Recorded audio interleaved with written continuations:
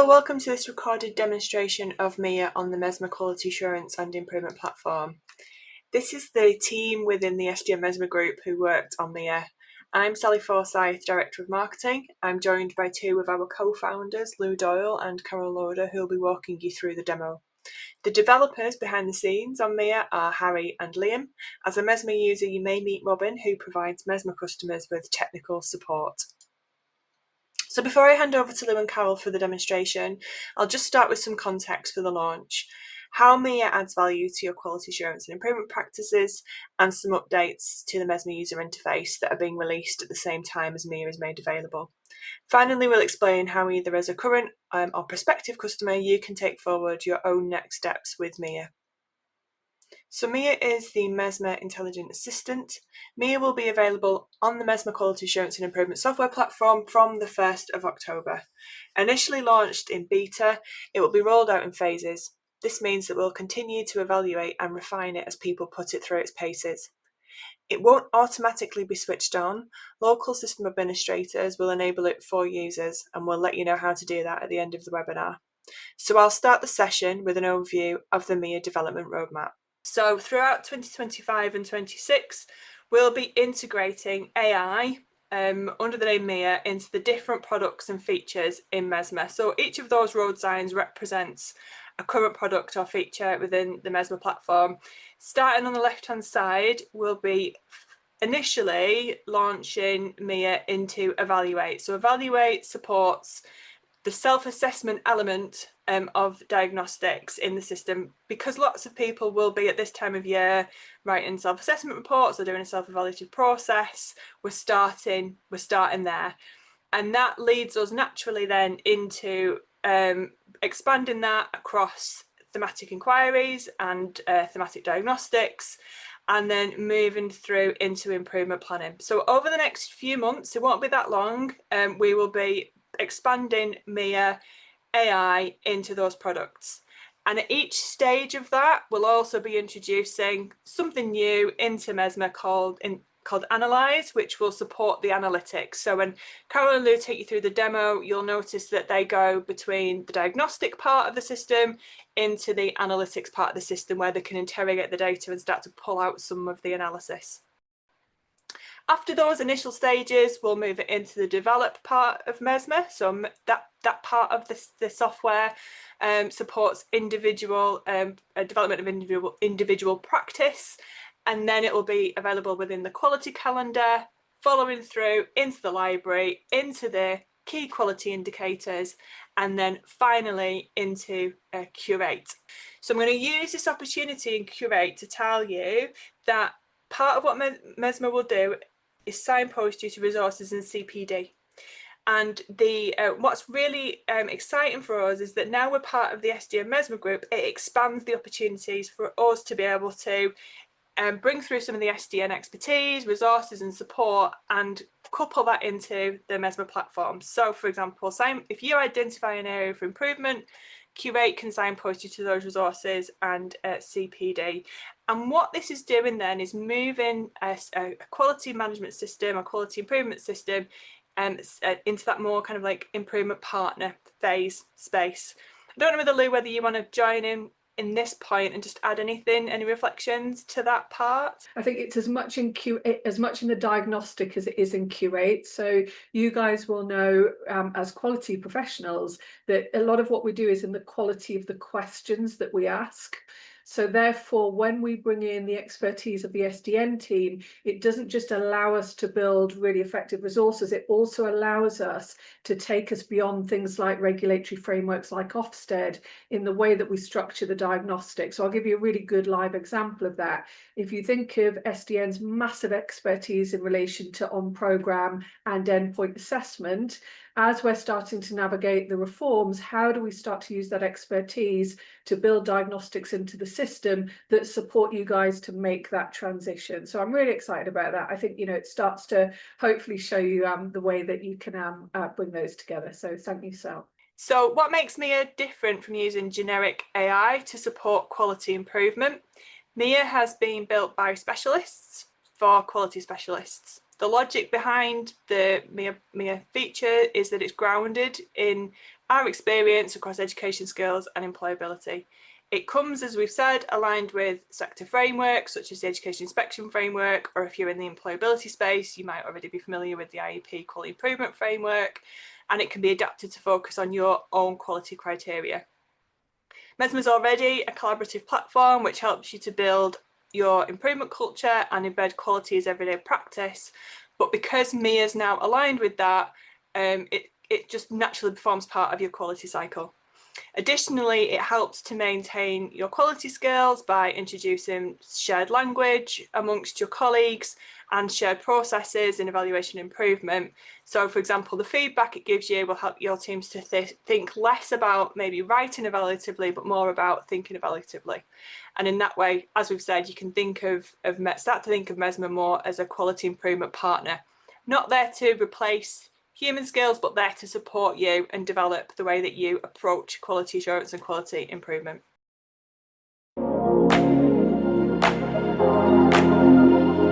Like nearly 1,000 people are registered for the Self-Assessing Brilliantly webinar early in the year. So we talk to you about self-assessment a lot. Another example is where we get involved in your quality assurance activity and become your external eyes through things like our quality consultancy and support services.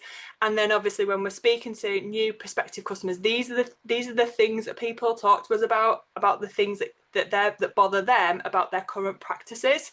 And it includes things like the purpose of self-assessment is misunderstood. Lou, I think you mentioned something about that on an earlier session. So do you just want to come in on that one? Yeah, I'm not going to say too much on this slide really, because you know there's these problems because you tell us them. So I just really replay them back. I think if there was just two, I would just pick up on that. I hope that we're making some real headway in. So just that one that Sal picked up on, which is the one on the far left, about thinking about self-assessment more as that diagnostic process rather than it just being focused on a report. And that, you know, how often we try and pull you guys back from that, which is that's an output and that's fine, but actually how do we start to build rigor into that process of self-assessment? So we know that that's a problem. We know you have challenges with that and engaging operational colleagues, and I think we're making some real headway on that one.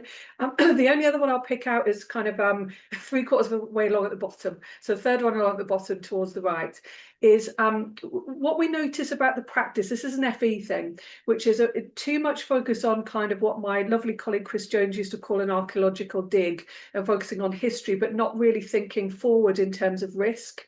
So we're just trying to reframe some of the questioning in the way we look at the diagnostics to help you and your colleagues to think about risk better. So even if performance is high, if it's going in the wrong direction, it's going to give us a problem. So those are the only two I just wanted to highlight. So. And I think that what we're hoping you'll be able to do is to use some of these points to hold us to account in terms of like whether Mia and Mesma deliver those things for you. So they would be the things that we would want you to watch for in terms of the benefits that Mesma can offer you. And yeah, as Lou says, we're not going to go into these too much, but these are the strategic benefits. So this is the impact that doing those things and resolving those challenges will result in for you in terms of the improvement that it will make to your quality assurance and continuous improvement practices. We'll leave you with those. You'll get these afterwards. So just to leave them there for you to think about in terms of those strategic benefits. The Mia development in Mesma has also given us an opportunity to develop a different look and feel within the system. So if you're already familiar with it, watch out for that. And I'm going to just ask Lou if she wants to say anything else while Carol warms her demo up for you. Warms her demo up and puts herself off camera so we don't have to look at the side of her head. So she'll disappear now. So let me just do a bit of framing for you. What we have made the decision of in the way that we're demoing Mia is to do it in small bite-sized chunks with you. So for today, as Sal said, when you think about that earlier roadmap, all we're doing is focusing our attention on that what we would traditionally call that self-assessment reporting element. And we're partly doing that because it may have escaped some of you noticed, but Ofsted have just put a new framework out. So we're just starting to think about, well, we're not stuck, we know how we're going to do it, how we're going to make that work in the software. We're going to give you a little bit of a feel for that today, but use the current EAF because we're all familiar with it as an example, and just take you through that small section in about 10 minutes or so. So nothing too heavy, because I know it can get really boring watching people pressing buttons. So if you think about it, what you're looking at on screen, for anyone who doesn't know Mesma, this is the current Mesma dashboard. Carol's going to show you how she's going to go into Mia in a moment, and how easy it is to move between the two while we start to deliver on the roadmap. What she's going to do is, we're looking at provider A. So we've made up a provider. We've got 4 different departments: business, digital, engineering, and health. And what we've done is we've given Carol the job of being the head of department for digital. So I'm going to hand over to Carol, who's just going to show you how she's gone about that diagnostic approach using her department. And then she'll make me do the same with one that I've been playing around with as well. So Carol, over to you. Thank you, Louise. I think I got a good team with this one when we look at the diagnostic. For the purposes of the demo, we've just popped Mia there at the top, but I've already opened Mia up. So what you can see on the improved screens is all the 4 departments that Louise has just mentioned. So I'm going to go into the digital one here. I'm going to go in and complete the diagnostic. And when that comes through, okay, so if I just go into implementation, because this was a particular one I was looking at, I'd asked the team to add the notes into the diagnostic. So you can see here, what we've done is, as Sally said, we've done some of the heavy lifting in terms of interpreting exactly what the criteria and the standard for implementation is, and we've broken it down into more of a diagnostic style question. You can see that we've already started, even with the current EIF, the current EAF, that we've started to use some of the language that's in the new toolkit, just to sort of bring that up to date. But as we've now got the new toolkit available to us, we'll be soon building that in the system. You can see that what colleagues have done in the department is they've added in their notes. They're not in any particular evaluative statements. They're very rough. They've given me some examples, some useful examples, and that's what I'd ask them to do, is just give me that really rich evidence base of what they experience within their departments. They've also given me some percentages, and just really worked through all of the different questions and answered them in very rough and ready raw form. At this point, this is when I would, as the department head, be starting to read through everybody's notes to try and make sense of it, really. How do I turn this with regards to implementation? How do I get that into some sort of evaluative summary? And all I'm going to do is I'm going to click next, and then I'm going to check Mia for her responses. So what Mia has done is Mia has really just written the summary. So we've asked the system to give me a summary of all of the narrative that's been put in the diagnostic, pull out the key areas, ensure that you quote some of the examples that we've already given, and also make this evaluative as well, and particularly reference any sort of data that's been added to the system. And what you find is, or we found that this has actually made the response quite rich. So for something that in genuine terms can be quite hard for people to actually start to write and formulate a report based on lots of different notes, Mia makes this job quite easy and simple. In addition to that, Mia's also been asked to recommend some changes, and you can see those in this particular diagnostic that have come through. What we've also done is we've also made sure that as a user of the system, looking at this, that you don't have to treat the response that you get as sort of a fait accompli. You've got the ability to go in and edit this, so you can rerun this and to get slightly different responses. But also you can edit this as well, so you can format this as well in terms of paragraphs, etc.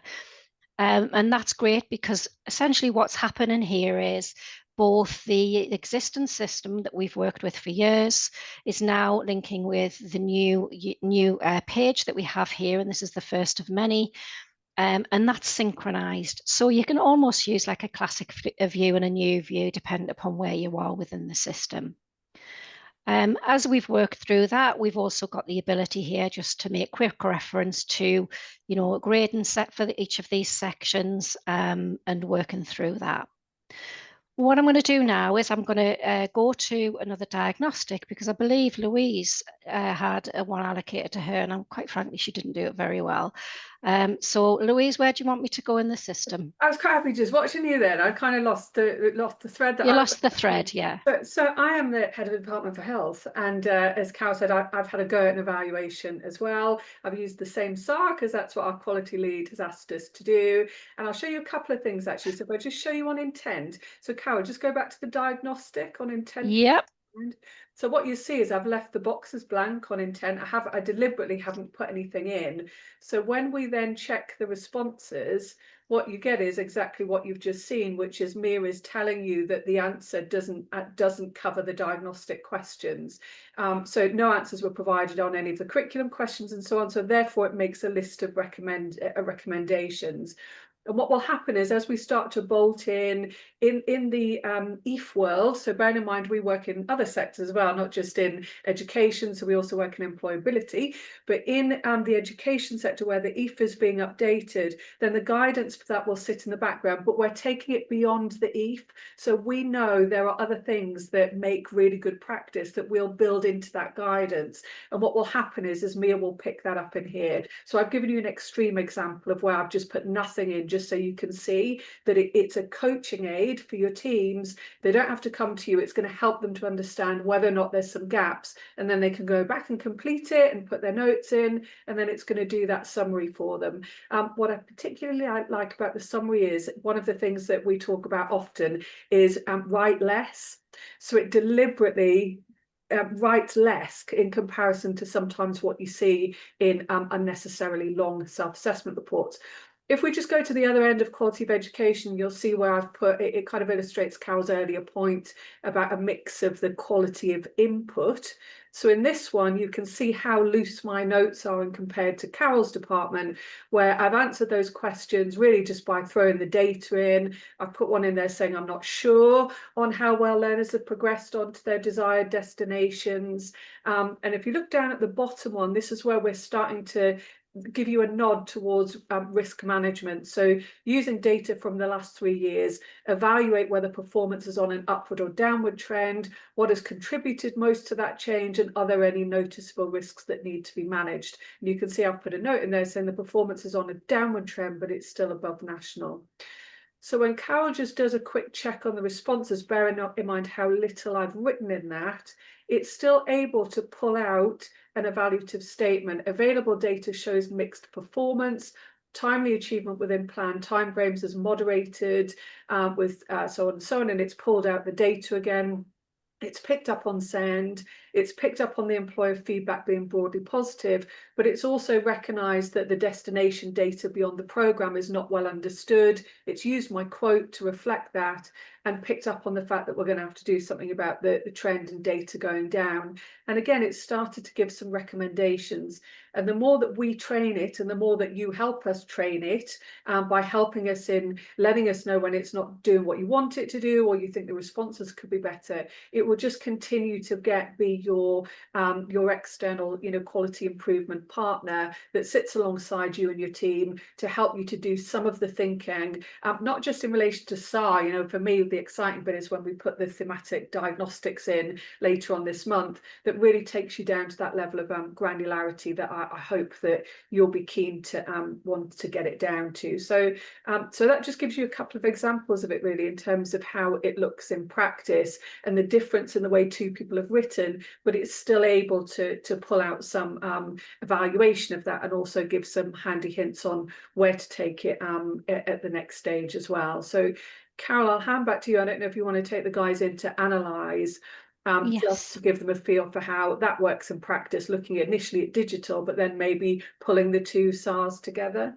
Yeah, I will do. I think before I go into that, I think it would be just helpful, to say that now that we have the guidance of the new toolkit, and actually now that that guidance has specific criteria for different grade profiles, the next stage of this is to actually put that into the system and teach me how to interpret that, how to compare that with what's been written and predict a grade. So that's certainly on our radar for the next area of development. I'm going to go into analyze. So analyze really is a feature that was born out by, I have several different self-assessments or diagnostics across the business, all looking at the same thing, but for different areas, as we've demonstrated there in all the 4 different diagnostics that we had. I want to be able to quickly write a report or pull out some key themes. So that's where Analyze came from. So looking at multiple different sort of data sets within the quality system. So we spent a lot of time with our customer advisory group that worked with us on the development of MIA to identify some initial key prompts. So this is the very, very start of the journey, really. So we've got being able to summarize a diagnostic for a selection of lots of different diagnostics, being able to pull out main strengths, areas for improvement, staff CPD. And this one here, this coming soon, is relevant to getting that detailed toolkit guidance. If I was to give the education inspection framework as an example, that toolkit guidance into the system, so that we can teach Mia how to look at some text and say, okay, actually, you've missed something. So while somebody's actually doing this, the diagnostic and the evaluations, if something hasn't been considered, then we are working on how Mia can really give that coaching and guidance. So the one that I wanted to look at, I ran a couple actually, just because we're a bit tight on time. I ran one for summarising strengths. So what I was able to do actually is, if you take a particular prompt, what this does is this pulls through any diagnostics that you have permission for, and I selected the digital and the health ones. I wanted to pull out the main areas of strength for those 2, and this was the output that it gave me. So it just said, this is the areas of strength, and you can see it's starting to pull through again some of those key facts, those key examples, as a summation from both of those 2 reports. The second one I did was looking again at the same reports, and I wanted to run the summary. So I did that, and what you can see here really is just a summation of those reports. If you can imagine doing like more than just 2, but several from different departments, you can see here it started to do a brief summary of each of the areas and pulled out the areas for improvement. I think the benefit of Analyze is it's not standard, what I'd call standard specific. So if, for example, we have selected a diagnostics for the education inspection framework and another one for the accountability framework, Mia is intuitive enough to be able to consider all of that data put together. So I think I'm going to hand back to you now, Louise. That's great. Thanks, Carol. I think the thing with Analyze for me is it's a bit of you getting your head around something, which is, if you took I'll give you 2 examples actually. Example number 1 would be, let's say you work in a large provider and you have got 15 different departments doing some version of a self-assessment report, and actually not even all of them, as Carol says, are even on the EAF. At the moment, you're having to do that manual exercise of reviewing them, collating them, pulling it out, and then writing the report. What happens with this one is you don't have to write the report, that Mia will do that for you as a first draft of that, which allows you then to become the quality assurance of the report. So it completely strips out that layer if you choose it to. It doesn't mean you have to, but if you choose it to, it can do that.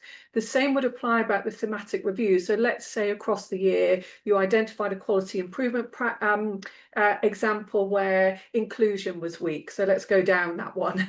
So inclusion's weak, our learners were saying are not doing well. So we put 3 or 4 thematic deep dives across the years within different departments. You would then be able to pull out the strengths and weaknesses from those literally by just clicking the buttons around it.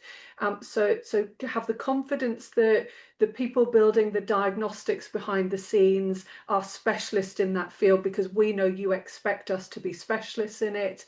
So they're not just lifting the questions from the EAF. Yes, we'll do that when it's appropriate, but we're going beyond that within the thematic reviews and in the EAF and the way that we're structuring that, but also in the response at the other end, that we will continue to keep making sure that it's doing what we need it to do, so that it really becomes a support to you to cut down on the time it takes you to undertake QA, allowing you to do what I know you really want to do, which is focus on the value add, which is, okay, great, I know that now, but how do we use that data to continuously improve our service? We know that's where you want the headspace to be, so let us do the heavy lifting, if you like, at the other end. The only other thing to say on this one is you can see it kind of down the bottom. So if you look at the bottom of Carol's screen where it says what are the main areas of strength identified in the diagnostic selected, although we're creating a set of prompt questions for you, you'll also have the freedom to ask it anything you want as well. So that is coming in. Well, you won't see it at the moment. We're just going through that process of making sure that works, but it will allow you to just take it to that next level of more of a free format style of question as it starts to evolve. So for the last couple of minutes, I'll just hand you back to Sal. It'd be great, by the way, when Sal's just rounding up and giving you the next steps to hang out with us if you would like to. And I know lots of you who are on Hangout with us already. I'd love to hear any comments you've got in the chat. That's not a leading question. We don't need you to cheerlead us, but a genuine, initial response or questions it's raising for you about what does it do or what can it do. We'd love to get your feedback because you're always great at doing that with us. So Sal, over to you.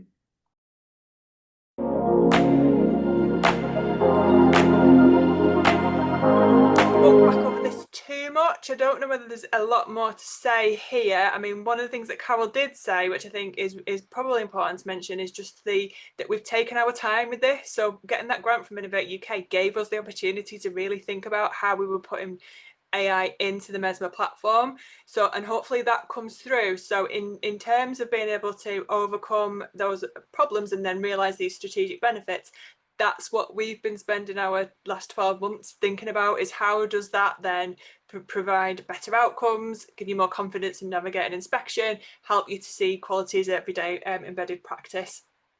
So if you're an existing customer, what's going to happen is you can book an appointment with Carol to switch onto Mia from the 1st of October. We'll send you a link afterwards to show you how to do that, but you can use the QA code now to do that straight away. Prospective customers, if you're not already using Mesma, I know some of you are already in the consideration stage of using Mesma as well, but let's have a next steps call, or if you want a demonstration, book one of those as well, either through the QR code or through the link that we'll send to you afterwards as well. Thanks everyone.